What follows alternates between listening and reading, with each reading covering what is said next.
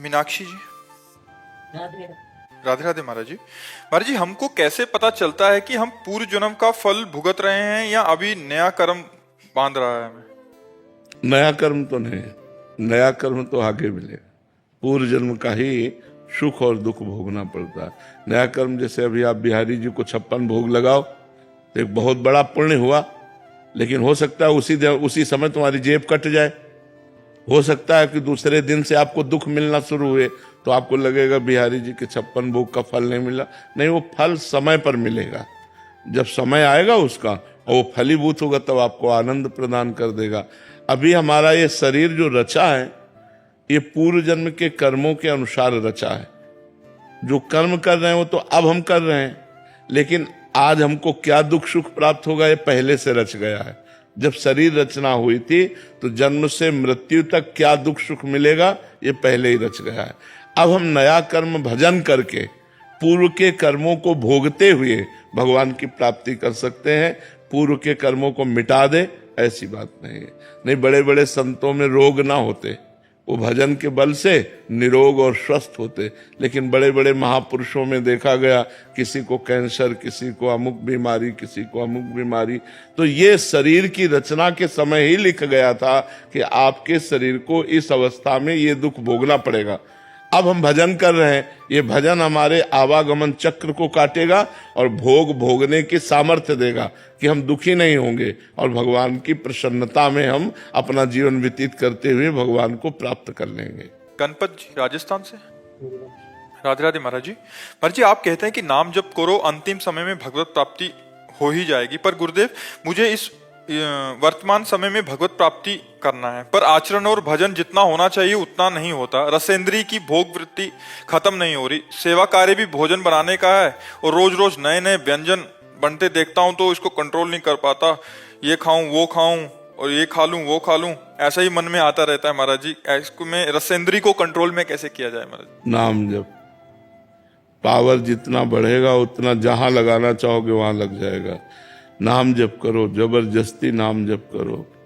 जो भोजन है वो पवित्र पाओ, भले आपको मीठा पसंद है या चटपटा पसंद है, ठाकुर जी को भोग लगा के पाओ और उतना पाओ जितना पचा सको, अधिक मत पाओ। क्योंकि रसेंद्री अगर कंट्रोल में है तो सब इंद्रियां कंट्रोल में है, और रसेंद्री अगर शासन में नहीं है तो फिर सब गड़बड़ हो जाता है। आप कहते हो आपको भगवत प्राप्ति करनी है, हमारे संतों ने कहा कि जिसे भगवत प्राप्ति की चाह हो जाती है, खान पान नहीं भावे है, नहीं कोमल वसन सुहावे है, सब विषय लगे ते खारा है, हरियासिक का मग न्यारा है, उसे कुछ अच्छा नहीं लगता। जिससे हमें प्यार हो रहा है वो हमें मिल नहीं रहा है, हम चैन से भोजन कैसे कर सकते हैं? दरस बिन दुख न लागे नैन, जब से तुम बिछुरे पी प्यारे कबहु न पायो चैन, दरस बिन दुख न लागे नैन। अभी नाम जप करो, अभी नाम जप करो। नाम जप वर्तमान में पहले हमारी भोगाशक्ति नष्ट करे, फिर संसार से वैराग्य हो, फिर मान प्रतिष्ठा कीर्ति इससे वैराग्य हो, फिर जिद्दियों सिद्धियों से वैराग्य हो, तब भगवत प्राप्ति होती है। ये हट नहीं सकता है मन किससे? इन्हीं सब चीजों से भोग। बिल्कुल हट जाएगा। नाम जप करते रहिए आप चुपचाप लंबे समय तक। सातु दीर्घ काल निरंतर सत्कार सेवितो दृढ़ भूमि। दीर्घ काल तक निरंतर नाम जप करो, आप परिणाम देख लेना, अपने आप हट जाए। कुछ अच्छा नहीं लगेगा। मन भटक, वो भटकने दो, उसका स्वभाव भटकना है, उसके स्वभाव का परिवर्तन कर देना ही तो भजन का प्रताप है। जहां चाहोगे वहां लगा लोगे। अभ्यास करो। जैसे कुछ लगने लगा है, आप पूरा नहीं कह सकते कि मन पूरा भटकता है। 5 बार में अगर आप 5 बार राधा राधा रटते हो रोज, और आपको कह दिया जाए कि कसम है अब आप 1 बार भी राधा राधा नहीं जपोगे, तो आपका मन नहीं मानेगा, 5 बार जटेगा, रटेगा ना। तो पकड़ा ना उसने 5 बार, तो आप उसको पकड़ाओ और 10 बार पकड़ाओ, 20 बार, 1000 बार, लाख बार, उस दिन भर 24 घंटे। अभ्यास योग युक्तेन चेतसा नान्यगामिना, भगवान कह रहे हैं। यदि हम अभ्यास योग में युक्त हो जाए तो एक दिन हमारा चित्त कहीं जाएगा नहीं, बराबर नाम में लगेगा। अपने लोगों ने भी अपने मन को देखा है आज भी देख रहे हैं कि जहां लगा दो वहीं लग जाएगा। अभ्यास, अब 50 वर्ष का अभ्यास, तो जहां लगा दो वहीं लग जाएगा। तो उसको अभ्यास में लाओ, घबराओ मत। भाग रहा है भागने दो, घबराओ मत। अगर 100 बार नाम जप करते हैं तो 10 बार तो लगेगा, 90 बार भागेगा तो 10 बार तो पॉइंट हमारे बन गए। तो हमको जपना चाहिए, बराबर जपना चाहिए, तो धीरे धीरे पॉइंट हमारे बढ़ते जाएंगे और वो उस कमजोर होता जाएगा। माला से जपते हैं, नाम वैसे ही जपते रहते हैं। चाहे जैसे जपो, हमें माला प्रधान नहीं है। जैसे मनावे, काउंटर से जपो, अंगुली से जपो, अपने मन से जपो, जैसे भी जपो, लेकिन नाम जपो, हर समय जपो। और ध्यान पूर्वक सुनो कि आप क्या जप रहे हो, ये ध्यान पूर्वक सुनो। बस काय से सुनो। नाम, जैसे आप अंदर राधा बोल रहे हो तो कान से अंदर सुनो राधा। देखो आप समझ पा रहे हो, आप राधा राधा राधा राधा जी। महाराज जी, ऐसा लगता है जैसे मैं जब से मैंने आपके इसमें आया हूँ तो लगता है जैसे राधा राधा से ब्रेन बिल्कुल जैसे टैंक फुल हो जाता है। मतलब जैसे लगता है कि अब कुछ और सोचता ही नहीं।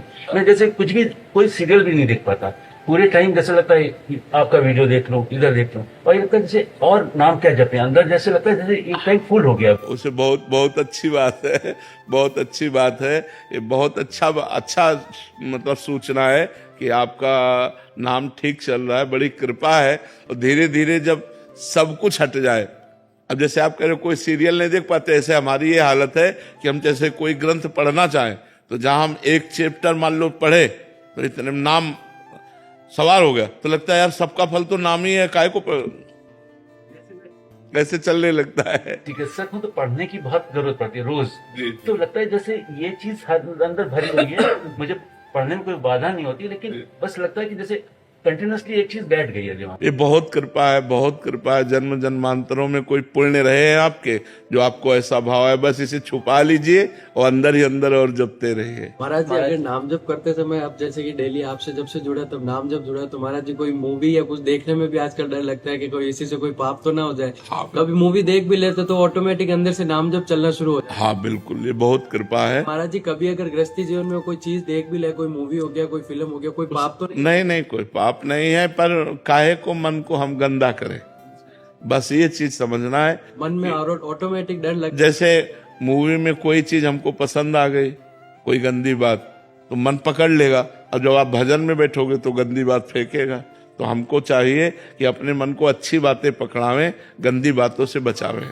कोई बोलता है मूवी देखने चलते तो डर लगता है कि नहीं कहीं नाम जब कम हो जाएगा 2 घंटे। हाँ, चाहिए, ऐसा ही चाहिए कि संसार के दृश्यों को देखने से बचे। महाराज जी, मन स्वतः ही उन चीजों में ज्यादा रुचिकर क्यों महसूस करता है? क्योंकि उन्हीं का बना हुआ है ना, प्रकृति का बना हुआ है ना, तो प्रकृति में ही उसका रुझान है। जैसे पानी कहीं भी छोड़ो वो नीचे की तरफ जाएगा, ढलान की तरफ जाएगा, तो मन को छोड़ो गंदी बातों में जाएगा। ऊपर कैसे चढ़ाएं? जैसे पानी को ऊपर चढ़ाने के लिए यंत्र की जरूरत होती है, ऐसे मन को ऊपर चढ़ाने के लिए मंत्र की जरूरत होती है। खूब मंत्र जपो, नाम जप करो, ऊर्ध्वगामी हो जाएगा मन। जब भोगों में गिर रहे होते हैं उस समय तुरंत बल के लिए क्या करें? उस समय ये नहीं बोलता कि मंत्र जप ले, कुछ ही नहीं करने देता है मन। ले नहीं, ऐसा नहीं होना चाहिए। इस पे हाथ चलाओ। हम भोग नहीं छोड़ पा रहे, लेकिन भोग भोगते हुए राधा नाम क्यों छोड़ दें? बुरा नहीं छोड़ पा रहे, तुम अच्छा क्यों छोड़ दे? राधा नाम चलाओ। अगर आपको भोगों से वैराग्य ना करवा दे तो बताना। भोगों में जा रहे हैं, प्रभु को प्रणाम किया और राधा राधा राधा। अब देखते हैं, अब भोग नहीं छोड़ पा रहे, तुम राधा राधा क्यों छोड़ दे? और राधा राधा पकड़े रहो, देखो भोग अपने आप शांत हो जाएगा, क्योंकि उनकी सत्ता नहीं है। निखिल जी, राधे राधे। महाराज जी, महाराज जी, आपकी कृपा और सामर्थ्य से मैं आपकी बताई बात पे चलने का प्रयास कर रहा हूँ। संसार में सभी को भगवान मानो और सब में भगवान का दर्शन करो, ये भावना हृदय में रखते हैं। इस भावना से सब में, लेकिन इसमें एक ध्यान रखना, व्यवहार में हमारा बर्ताव जो होगा वो भगवान में नहीं होगा, ये दर्शन होगा। पंडिता समदर्शिना न कि समवर्तिना। हमारा व्यवहार जहां जैसा होना चाहिए वहां वैसा होगा। जैसे एक जैसा व्यवहार नहीं हो सकता कि सब में भगवान है तो हम एक जैसा व्यवहार करें, ऐसा नहीं हो सकता। जैसे गृहस्थ धर्म में हो तो एक स्त्री स्वरूप पत्नी है, एक स्त्री स्वरूप माँ है, एक स्त्री स्वरूप बेटी है, एक स्त्री स्वरूप बहन है, और सब में भगवान है, लेकिन व्यवहार चारों का अलग अलग होगा कि नहीं?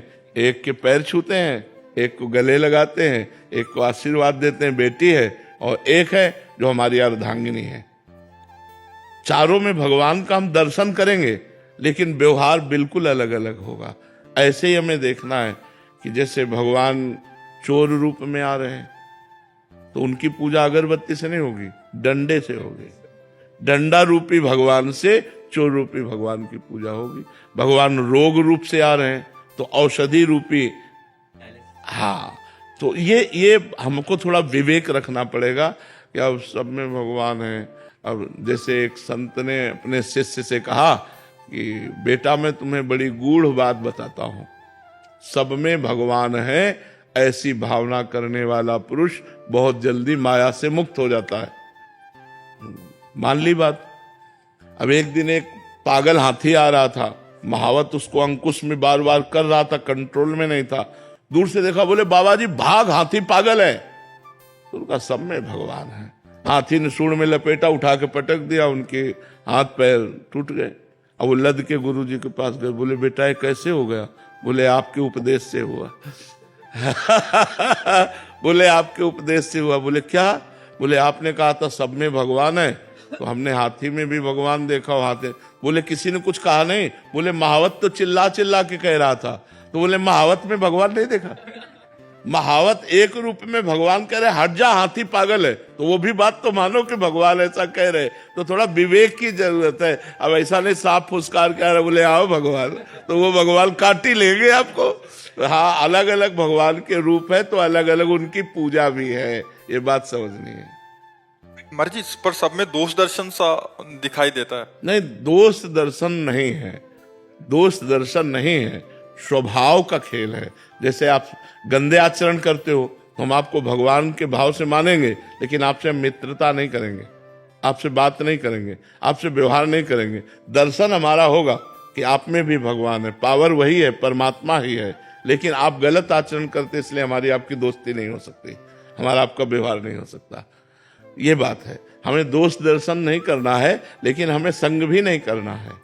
गुरुदेव, जैसे कोई हमारे साथ ऐसा व्यवहार करता है, हम के प्रति मतलब भगवान का वो रखते हैं मन में, लेकिन हम अपने मन को समझाते हैं, लेकिन मन फिर बहुत जलता है, मतलब हाँ, मन जलता है, वो हमारे लिए बहुत बढ़िया है, क्योंकि जब मन जलता है तो हम निष्पाप होते हैं और हमारी समझ थोड़ी कमजोर है, इसलिए जलता है।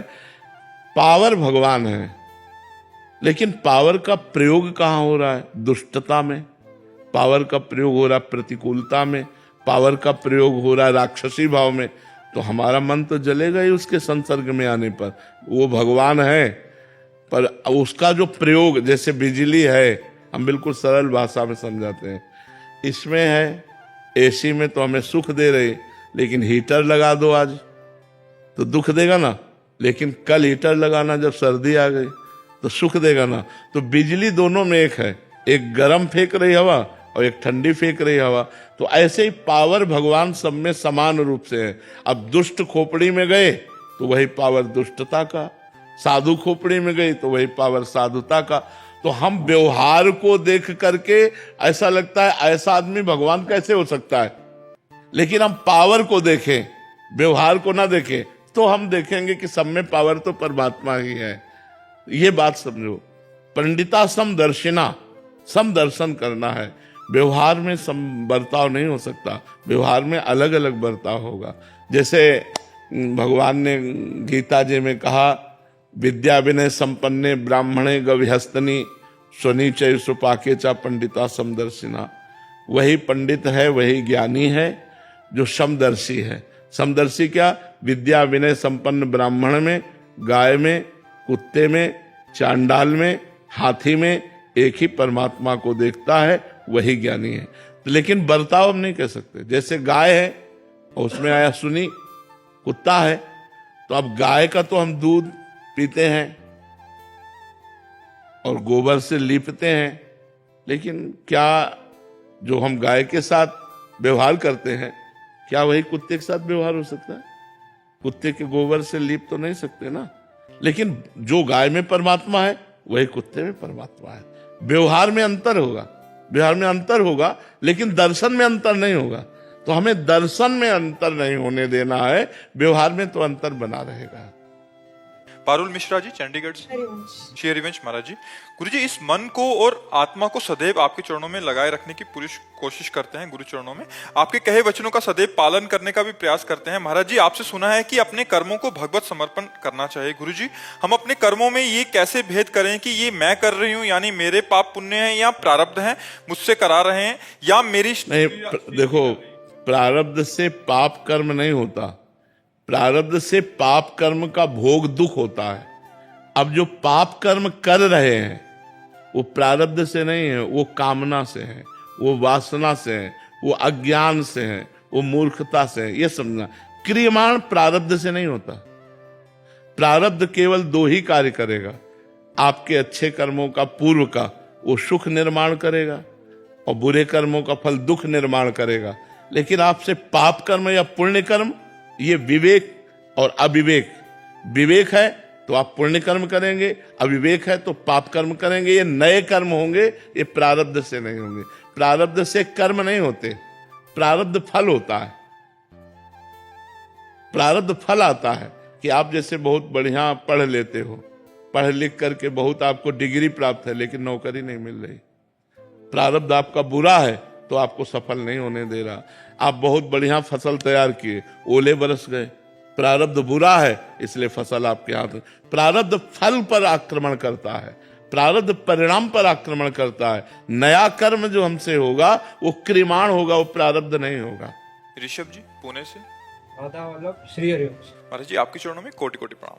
महाराज जी यदि आत्मा शाश्वत है, आदि है और अंत से रहित है, तो आत्मा ने सबसे पहला स्वज्ञान कब अनुभव किया और उस क्षण उसने स्वयं को परमात्मा से अलग कैसे पहचाना? वही परमात्मा है तो परमात्मा से अलग क्या? वेद कहते हैं एकोहम बहुश्यामा। उसी आत्मस्वरूप परमात्मा ने संकल्प किया मैं एक बहुत रूपों में हो जाऊं, तो 84 लाख योनियों के रूप में अपने आप को उसने विस्तार किया। अपने आप में, अपने आप से, अपने आप की रचना की, अपने आप से अपने आप का पालन करता है, अपने आप से अपने आप का संहार करता है। अब हम सब अपने स्वरूप को भूल गए, भूलकर देह में लग गए, तो बस फिर जीव हो गए। तब ते जीव भयो संसारी, छूटी न ग्रंथि न भयो सुखारी। वो इसी जड़ ग्रंथि में फंस करके बार बार जन्म, बार बार मरण को प्राप्त हो रहा है। उसकी तिथि तारीख ने किसको पता होगा? उस परब्रह्म परमात्मा के संकल्प को किस तारीख को किया, क्योंकि उसी ने किया ना।